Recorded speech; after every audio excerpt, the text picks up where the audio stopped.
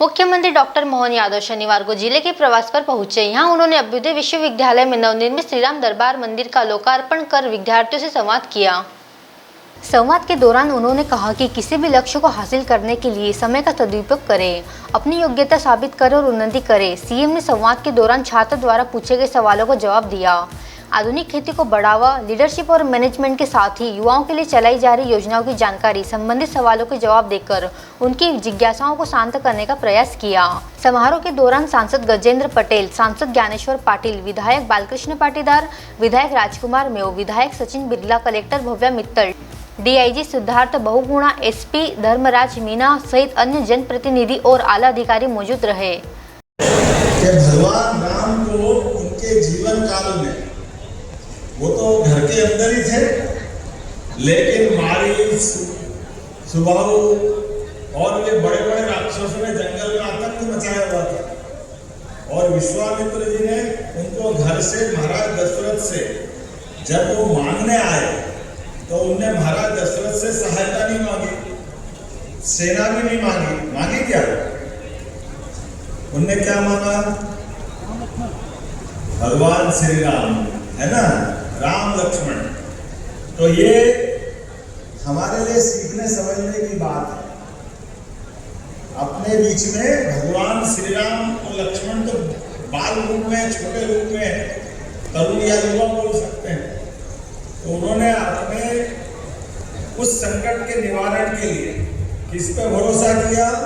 युवा शक्ति पे। किया कि नहीं किया? तो गुरु जी के हाथ में जब युवा शक्ति आती तो घर के अंदर माता पिता, परिवारजन, गुरुजन, अंदर वाले गुरु हमारे जीवन में दो बार रोल अदा करते। एक तो माता पिता भी हमारे गुरु होते, जिनसे अपन जीवन पाते, लालन पालन होता, आनंद के साथ होता।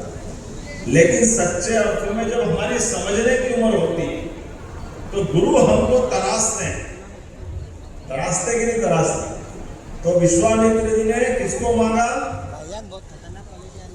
भगवान राम और लक्ष्मण को। और भगवान राम और लक्ष्मण ने जंगल में जाकर के गुरु जी ने जिनको बताया कि ये राक्षस है, उन सबका समूल नाश कर दिया। करा कि नहीं करा? 108 कमल के फूल नीचे थाली में रखे और 9 दिन की साधना करी। 9वें दिन भगवान साधना करते जा रहे थे तो एक एक फूल अर्पित करते जा रहे थे। 9वें दिन 107 फूल भगवान राम अर्पित कर चुके थे। काली मां ने एक यक्ष भेजा और 108वां फूल हटा लिया। भगवान राम ने आंखें खोली, तपस्या अपने अंतिम चरण में थी। ऊपर से सारे देवी देवता देख रहे थे, सब चाहते थे कि भगवान राम की तपस्या समाप्त हो, लेकिन 108वां फूल थाली से गायब। भगवान राम की मां उन्हें प्यार से कमल नयन कहती थी, क्योंकि उनके नेत्र बहुत खूबसूरत थे, कमल के फूल की तरह। भगवान ने अपने पीछे से तीर निकाला, तरकश से तीर निकाला और तीर लेकर मन में धारणा करी कि मैं इस तीर से अपनी एक आंख निकालूंगा और काली मां को 108वें कमल के तौर पे अर्पित करूंगा। स्वावलंबी नागरिक बने और उनके स्वयं के संस्थान खड़े हो, सभी प्रकार के कामों में वो दक्ष बने।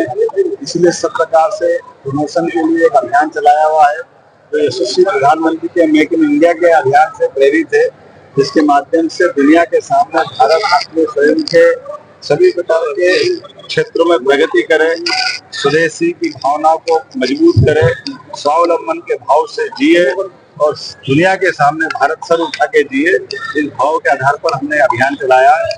मेरी अपनी सरकार की ओर से आज मैं खरगोन के अंदर विश्वविद्यालय में जब आया हूँ तो मेरे साथ माननीय सांसद गजेंद्र पटेल जी, माननीय सांसद हमारे ज्ञानेश्वर पाटिल जी, माननीय विधायक बालकृष्ण पाटीदार जी, माननीय विधायक राजकुमार मेव जी, माननीय विधायक सचिन बिरला जी, यहाँ के संस्थापक माननीय स्वप्निल कोठारी जी, और इस अवसर पर हमारे सारे प्राध्यापक, रजिस्ट्रार, वाइस चांसलर, प्रोफेसर और सबसे बड़े इस आयोजन के ये बच्चे बड़ी संख्या में जो आए, खासकर ट्राइबल बेल्ट में हमारी सरकार ने एक नहीं दो विश्वविद्यालय दे दिए।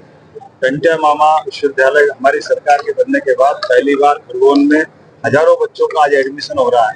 बीएससी एग्रीकल्चर से लेकर इंजीनियरिंग कॉलेज तक सारे पाठ्यक्रम यहाँ मिल रहे हैं जो स्वरोजगार की दिशा में बड़ी भूमिका अदा करेंगे। ऐसे में ये और विश्वविद्यालय, निजी विश्वविद्यालय, विद्या विश्वविद्यालय का कैंपस अपने सभी कोर्सों को लेकर के युवा वर्ग के भविष्य के उनके रोजगार की दृष्टि से, स्किल डेवलपमेंट की दृष्टि से बड़ी भूमिका अदा करेगा। मैंने उन सब के विस्तार के साथ बात की और हमारा बातचीत का क्रम ये जारी रहेगा। सावन का महीना है, ऐसे में हमारी बहनों के लिए लाडली बहना की राशि भी हम बहुत जल्दी एक कार्यक्रम में डालने वाले हैं। जो हमने कहा है कि 1250 रुपया तो हम देंगे, लेकिन रक्षाबंधन के 250 रुपया लक्ष्य, अर्थात किसी रक्षाबंधन के पहले 1500 रुपया प्रति बहन 1,27,00,000 बहनों के खाते में जाएगी। मेरी अपनी ओर से बताइए। डीजी आनंद रिपोर्ट खरगोन।